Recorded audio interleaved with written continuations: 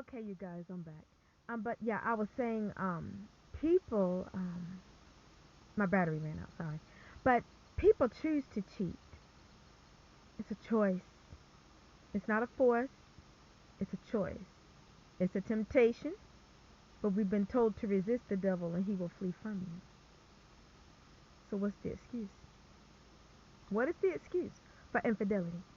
Because, to me, it is one of the filthiest things that a person can do to somebody that they know love them. Now, I'm not talking about people. If your mess is raggedy and the person you're with doesn't respect you, then hey, I guess, you just do what you want to do. I'm not saying yay or nay one way or the other. It's none of my business. But I'm just saying that when people betray good people, I've got a serious problem with that. I've got a problem with that. And I just don't see how people could do people like that. I just, if they know that they have somebody that thinks the world of them, for them to go and betray that person like that, I don't understand people who have those kind of hearts. I don't. I mean, I'm not judge, I'm not jury, but I know there's something to be said about people that don't have control over their own body. Like they don't know how to resist temptation. There's something to be said about that. They don't know how to make sacrifices for somebody that they claim to love. You don't love that person. You need that person for either financial reasons or some type of security blanket or security net. But love is sacrifice. I don't care what nobody says. And one thing, a trick of the devil, people never, it seems like, I could be wrong, but it seems like they never mess up until they feel like they have you emotionally hooked or emotionally dependent on them. And by that I mean your heart is now desiring um, a return investment from theirs. You know what I'm saying? As long as you're in the love bombing phase where, you could walk, it means it doesn't mean you don't like them, but you're not that deeply involved with them. They'll try to walk the straight and narrow, I believe, a lot of times. But after they feel like, oh, well, yeah, this person loves me, they'll go out there and feel like they can do whatever they want to do. And that is wrong. That is wrong because as far as relationships and marriages, if people aren't about that life, they need to go somewhere and live their life by themselves and do what they want to do, but don't go somewhere and try to pull other people into their toxic mess and into their schemes. That's wrong. And I believe that people that do things like that, they obviously don't believe in karma.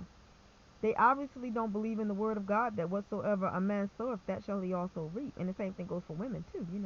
Just because the scriptures are worded that way, that doesn't mean that everybody doesn't reap what they sow. When you do something bad to a good person that's loyal to you, how dare people do that? I'm thinking, how dare you? Who do people think they are? That they can just do whatever. And I understand, yeah, it's their body, they can do whatever. But if it's your body, then you need to keep your body away from everybody, and go do what you got to do and stop acting like you've committed your body to somebody that you have not committed yourself to. Because when you get involved with people, you're not only telling them you're going to be faithful, but you are committing your body to them. So when you betray them and the two of you have an understanding of that you are one, of course that's going to rip their life apart or rip their heart apart. I just don't understand how people could disrespect people like that. Um, I don't understand it. But I feel like that for anybody that's ever been in a relationship with a toxic person, you have some experience under your belt from dealing with a snake. But as for you ladies out there, you women, you also have an intuitive nature. Let me share something with you ladies, because I'm all about putting people on blast.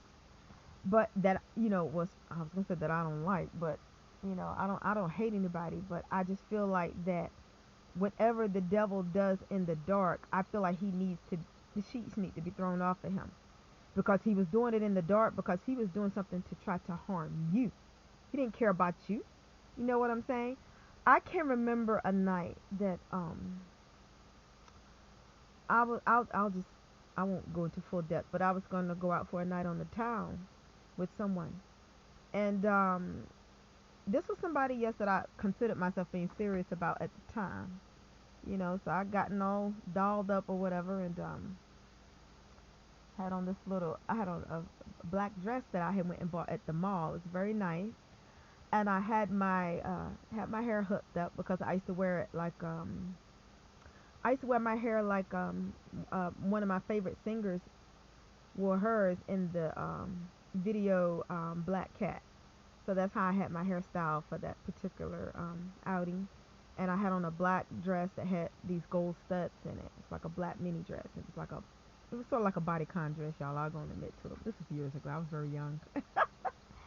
And so I had gotten picked up, and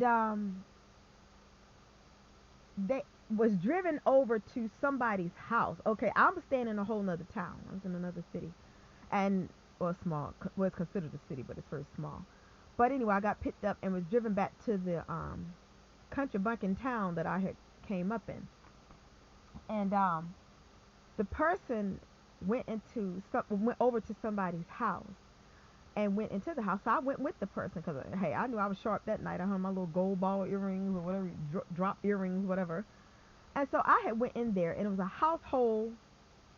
I'm just gonna say it like I'm thinking it. A household full of black folk. Okay, so I'm just folk everywhere, all on the couch or whatever. And I feel like I ain't saying it was pat. There was a whole lot of people there.